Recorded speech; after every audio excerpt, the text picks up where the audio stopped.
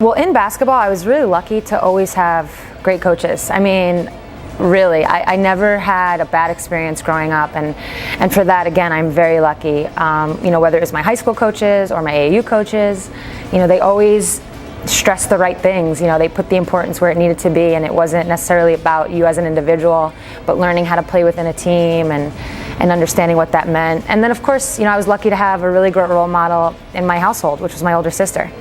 She's 5 years older, and it's a tough age difference at times, because we're never, I should say, going through the same thing at the same time, in our younger years. She was always doing something different, but I got to watch her handle different things, 5 years ahead of time, that I was going to see them, whether it be in the classroom or she was an athlete as well, and she really set the bar high for me in terms of what the standards should be, again, both academically and athletically, and really everything. So I was super lucky to have that also.